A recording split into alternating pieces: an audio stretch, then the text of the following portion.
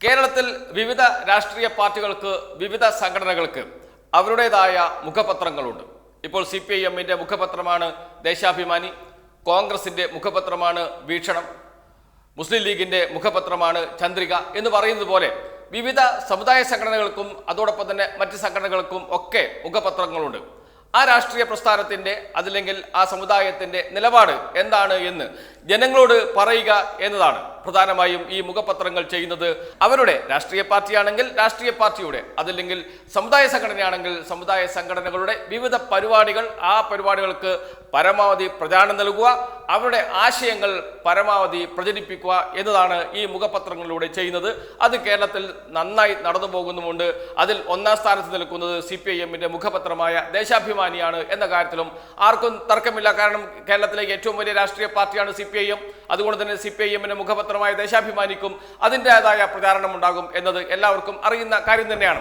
അങ്ങനെ പോകുമ്പോൾ മുസ്ലിം സമുദായ സംഘടനകൾക്കും ഇതുപോലെ മുഖപത്രങ്ങളുണ്ട്. അതിൽ ഏറ്റവും പ്രധാനപ്പെട്ട ഒരു മുഖപത്രമാണ്, ഒരു സംഘടനയുടെ മുഖപത്രമാണ് സുപ്രഭാതം. സുപ്രഭാതം ആരുടെ മുഖപത്രമാണ്? സമസ്ത EK വിഭാഗത്തിന്റെ മുഖപത്രമാണ്. സമസ്ത EK വിഭാഗം എന്നത് കേരളത്തിലെ മുസ്ലിം സമുദായത്തിൽ ഏറ്റവും സ്വാധീനമുള്ള ഒരു സംഘടനയാണ്.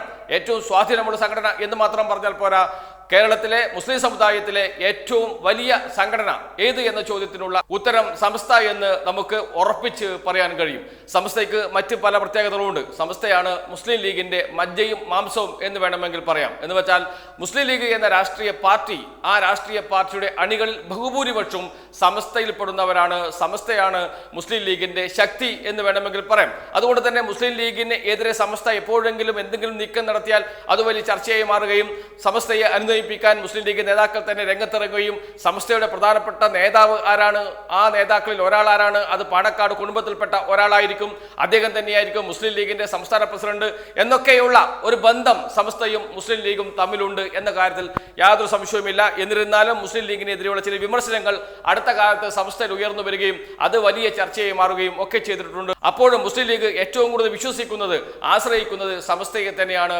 സമസ്ത എപ്പോഴും മുസ്ലിം ലീഗിന്റെ കൂടെ തന്നെയായിരിക്കും എന്ന കാര്യത്തിലും സംശയമില്ല. ചില ഘട്ടങ്ങളിൽ ചില അസ്വാരസ്യങ്ങൾ ഉണ്ടാകുമെങ്കിലും അത്യധികമായി മുസ്ലിം ലീഗിനോടൊപ്പം തന്നെ ആണ് സമസ്ത നിൽക്കുക എന്നതിൽ യാതൊരു തർക്കവുമില്ല. അങ്ങനെയുള്ള സമസ്തയുടെ മുഖപത്രമാണ് സുപ്രഭാതം. ആ സുപ്രഭാതത്തിൽ അടുത്തിടെ വന്ന ഒരു ലേഖനമുണ്ട്. ആ ലേഖനത്തിന്റെ തലക്കെട്ട് തന്നെ ഇങ്ങനെയാണ്: കേരളത്തിൽ ഇപ്പോൾ മുസ്ലിം ലീഗ് 3 സീറ്റ് ചോദിച്ചിരിക്കുകയാണ് കോൺഗ്രസിനോട്. സീറ്റ് തരാൻ പറ്റില്ല എന്ന നിലപാട് കോൺഗ്രസ് എടുത്തിരിക്കുന്നു. ചർച്ചകൾ തുടരുകയാണ്. സീറ്റ് കിട്ടിയില്ലെങ്കിൽ കടുത്ത തീരുമാനത്തിലേക്ക് പോകുമെന്ന് മുസ്ലിം ലീഗ് അനൗദ്യോഗികമായി കോൺഗ്രസിനെ അറിയിച്ചിട്ടുണ്ട്. പരസ്യമായി അങ്ങനെ മുസ്ലിം ലീഗ് പറയുന്നില്ല എങ്കിലും മുസ്ലിം ലീഗ് നേതാക്കൾ മാധ്യമപ്രവർത്തകരെ കാണുമ്പോൾ അത്തരത്തിൽ ചില സൂചനകൾ നൽകുന്നുണ്ട്. ആ ഒരു ഘട്ടത്തിലാണ് സമസ്തയുടെ മുഖപത്രമായ സുപ്രഭാതത്തിൽ ഒരു ലേഖനം വരുന്നത്. ലേഖനത്തിന്റെ തലക്കെട്ട് ഇങ്ങനെയാണ്: അധിക സീറ്റ് സൗഹൃദ മത്സരത്തിന് തയ്യാറാകുമോ ലീഗ് എന്നാണ്. അധിക സീറ്റ് പ്രശ്നത്തിൽ സീറ്റ് ലഭിച്ചില്ലെങ്കിൽ മുസ്ലിം ലീഗ് സൗഹൃദ മത്സരത്തിന് തയ്യാറാകുമോ? തയ്യാറാകണം എന്നാണ് ഈ ലേഖനത്തിൽ പറയുന്നത്. ഇക്ബാൽ വാവാടാണ് ലേഖനം എഴുതിയിരിക്കുന്നത്. സുപ്രഭാതത്തിന്റെ എഡിറ്റ് പേജിൽ വന്ന വാർത്തയാണ്. സാധാരണ ഒരു പത്രത്തിന്റെ മുഖപത്രത്തിന്റെ എഡിറ്റ് പേജിൽ വാർത്ത വരുന്നത് ആ സമുദായത്തിന്റെ അല്ലെങ്കിൽ ആ രാഷ്ട്രീയ പാർട്ടിയുടെ നിലപാടുമായി ബന്ധപ്പെട്ടതായിരിക്കും. അതുകൊണ്ട് തന്നെ ഇത് സമസ്തയുടെ അഭിപ്രായമാണ് എന്ന് പറയാതിരിക്കാൻ കഴിയില്ല. ആ ലേഖനത്തിൽ അവസാനം ഒരു പാരഗ്രാഫ് ഉണ്ട്. ആ പാരഗ്രാഫ് ഇങ്ങനെയാണ്: കോൺഗ്രസിന് വേണ്ടി പ്രചാരണം നടത്താനും അവരുടെ സ്ഥാനാർത്ഥികളെ വിജയിപ്പിക്കാനും രാഹുൽ ഗാന്ധിയെ പോലെയുള്ളവർക്ക് സ്വീകരണം നൽകാനുമുള്ള ടീമായി മാത്രം ലീഗ് ചുരുങ്ങിയാൽ രാഷ്ട്രീയ പരാജയമായി ഭവിക്കുകയും പാർട്ടിയുടെ സ്വത്വം അന്യമാവുകയും ചെയ്യും. കേരളം വിട്ടാൽ നിറം മാറുന്ന കോൺഗ്രസ്, അവിടെയാണ് ഏറ്റവും പ്രധാനപ്പെട്ട കാര്യം. കേരളം വിട്ടാൽ നിറം മാറുന്ന കോൺഗ്രസ് മുസ്ലിം വിഷയങ്ങളിൽ ഏതു പരിധിവരെ ഇടപെടുമെന്ന് ബാബറി അടക്കമുള്ള സമീപകാല സംഭവങ്ങൾ ചൂണ്ടിക്കാണിക്കുന്നുണ്ട്. കേരളം വിട്ടാൽ നിറം മാറുന്ന കോൺഗ്രസ് മുസ്ലിം വിഷയങ്ങളിൽ ഏത് പരിധിവരെ ഇടപെടുമെന്ന് ബാബറി അടക്കമുള്ള സമീപകാല സംഭവങ്ങൾ ചൂണ്ടിക്കാണിക്കുന്നുണ്ട്. അഥവാ മുസ്ലിം പ്രശ്നങ്ങളിൽ കൃത്യമായി ഇടപെടാനും പാർലമെന്റിൽ ശബ്ദമുയർത്താനും പ്രതിനിധികൾ ഉണ്ടാവേണ്ടത് കാലത്തിന്റെ ആവശ്യകതയാണെന്നും അത് പ്രധാന ഉത്തരവാദിത്വമാണെന്നും ലീഗിന് ബോധ്യമാകേണ്ടതുണ്ട് എന്നാണ് ഈ പാരഗ്രാഫിൽ പറയുന്നത്. ഈ ലേഖനത്തിലെ ഒരു പാരഗ്രാഫ്. ഇത് ഒരു പാരഗ്രാഫ് മാത്രമാണ്. മറ്റ് പാരഗ്രാഫുകളിലൊക്കെ എന്തുകൊണ്ട് സൗഹൃദ മത്സരം വേണം, എത്ര സീറ്റിൽ മത്സരിക്കണം, അത് ഏതൊക്കെയായിരിക്കണം എന്ന നിലപാട് പറയുന്നുണ്ട്. അതോടൊപ്പം തന്നെ എന്തുകൊണ്ട് മുസ്ലിം ലീഗിന് 3 സീറ്റിന് അർഹതയുണ്ട് എന്ന് വിശദീകരിക്കുകയും ചെയ്യുന്നുണ്ട് ഈ ലേഖനത്തിലെ ഒരു പ്രധാനപ്പെട്ട പാരഗ്രാഫിൽ പറഞ്ഞ ഒരു കാര്യമാണ് ഇന്ന് കേരളം ചർച്ച ചെയ്യേണ്ട വിഷയം. എന്തിന് കോൺഗ്രസിന്റെ MP-മാർക്ക് കേരളത്തിലെ ന്യൂനപക്ഷം വോട്ട് ചെയ്യണം എന്ന ചോദ്യമാണ് ഈ പാരഗ്രാഫിൽ ഉള്ളത്.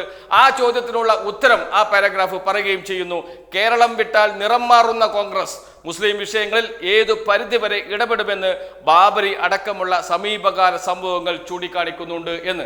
കേരളത്തിൽ നിന്നുള്ള MP-മാർ, ജയിച്ചുപോയ MP-മാർ കഴിഞ്ഞ ലോക്സഭാ തെരഞ്ഞെടുപ്പ് നമ്മുടെ മുന്നിലുണ്ട്. 2019 ലോക്സഭാ തെരഞ്ഞെടുപ്പിൽ മുഴുവൻ സീറ്റും, അക്ഷരാർത്ഥത്തിൽ മുഴുവൻ സീറ്റും, ഒരു സീറ്റ് മാത്രമാണ് LDF-ന് കിട്ടിയത്, ആലപ്പുഴ. 19 സീറ്റും UDF-ന് നൽകിയ നാടാണ് കേരളം. അതിൽ ന്യൂനപക്ഷങ്ങൾക്ക് നിർണായകമായ പങ്കുണ്ട്. കാരണം രാഹുൽ ഗാന്ധി കേരളത്തിൽ മത്സരിക്കുന്നു, രാഹുൽ ഗാന്ധി ഇന്ത്യൻ പ്രധാനമന്ത്രിയാകാൻ പോകുന്നു, BJP-ക്കെതിരെ പ്രതിരോധം ഉയർത്താൻ രാഹുൽ ഗാന്ധി തയ്യാറാകുന്നു എന്നൊക്കെയുള്ള വലിയ പ്രചാരണം കേരളത്തിൽ അഴിച്ചുവിടുകയും അതിൻ്റെയൊക്കെ അടിസ്ഥാനത്തിൽ ന്യൂനപക്ഷം ഒന്നടങ്കം, പ്രത്യേകിച്ച് മുസ്ലിം ന്യൂനപക്ഷം ഒന്നടങ്കം കോൺഗ്രസിനോടൊപ്പം UDF-നോടൊപ്പം നിൽക്കുകയും അങ്ങനെ കേരളത്തിലെ 20-ൽ 19 സീറ്റും തൂത്തുവാരുകയും ചെയ്തു കോൺഗ്രസ്. ഒരു സീറ്റിൽ നേരിയ ഭൂരിപക്ഷത്തിന് LDF ആലപ്പുഴയിൽ രക്ഷപ്പെടുകയാണ് ചെയ്തത് എന്നും നമുക്കറിയാം. അത്രമാത്രം പിന്തുണ ന്യൂനപക്ഷം നൽകിയിരുന്നു കോൺഗ്രസിന്റെ MP-മാർക്ക്. ആ MP-മാർ, ആ 19 MP-മാർ, അതിൽ 2 മുസ്ലിം ലീഗ് MP-മാരെ ഒഴിവാക്കുക, ഒരു കേരള കോൺഗ്രസ് MP-യെയും ഒഴിവാക്കുക. പിന്നീട് കേരള കോൺഗ്രസ് LDF-ലേക്ക് വന്നതുകൊണ്ട് ആ കേരള കോൺഗ്രസിന്റെ മാണി ഗ്രൂപ്പിന്റെ MP-യെയും ഒഴിവാക്കാം. ശേഷിക്കുന്ന 16 MP-മാർ, ശേഷിക്കുന്ന 16 കോൺഗ്രസ് MP-മാർ ലോക്സഭയിൽ പോയി ഈ ഫാസിസത്തിനെതിരെ, BJP-ക്കെതിരെ എന്തു സംസാരിച്ചു, എന്ത് നിലപാടെടുത്തു എന്ന ചോദ്യം ഉയർന്നു വരേണ്ടതുണ്ട്. ആ ചോദ്യം മുസ്ലിം സമുദായത്തിനകത്ത് ഉയർന്നു വന്നിട്ടുണ്ട്. അതിൻ്റെ പ്രതിഫലനമാണ് സമസ്തയിൽ വന്ന ലേഖനം കേരളം വിട്ടാൽ നിറം മാറുന്ന കോൺഗ്രസ്. കേരളത്തിൽ കോൺഗ്രസിന് ഒരു നിറവും കേരളത്തിന് പുറത്ത് കോൺഗ്രസിന് വേറൊരു നിറവുമാണ്. കേരളം വിട്ടാൽ നിറം മാറുന്ന ഈ കോൺഗ്രസിന്റെ MP-മാർക്ക് എന്തിന് വോട്ട് ചെയ്യണം എന്ന ചോദ്യമാണ് സമസ്ത ഉന്നയിക്കുന്നത്. അതല്ലെങ്കിൽ സമസ്തയുടെ മുഖപത്രമായ സുപ്രഭാതത്തിന്റെ എഡിറ്റ് പേജ് വന്ന ലേഖനത്തിൽ ചോദിക്കുന്നത്. അത് വളരെ പ്രസക്തമായ ചോദ്യമാണ്. ഇന്നത്തെ രാഷ്ട്രീയ സാഹചര്യത്തിൽ ബാബറി മസ്ജിദ് പ്രശ്നത്തിൽ എന്ത് നിലപാടെടുത്തു കോൺഗ്രസ്? ആലോചിച്ച് നോക്കണം.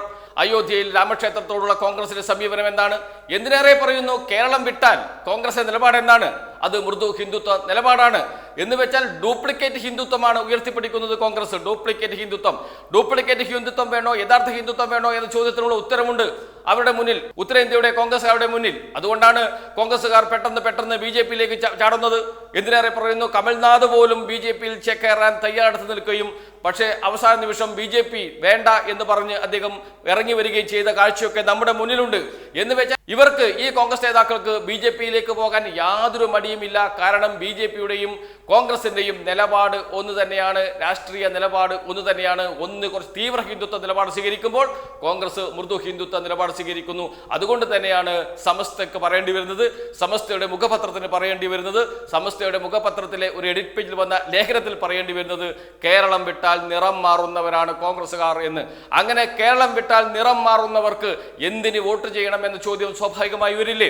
ആ ചോദ്യമാണ് ഇതിലൂടെ ചോദിക്കുന്നത്. അതുകൊണ്ട് ഇനി നിറം മാറുന്നവർക്ക് വോട്ട് ചെയ്യണോ എന്ന ചോദ്യം സ്വാഭാവികമായും മുസ്ലിം ന്യൂനപക്ഷത്തിനിടയിൽ ഉയർന്നു വരുന്നുണ്ട് എന്നതിന്റെ ഒരു പ്രതിഫലനമാണ് ഈ ലേഖനത്തിൽ വന്ന ഈ പരാമർശം എന്നത് തള്ളിക്കളയാൻ കഴിയുന്നതല്ല.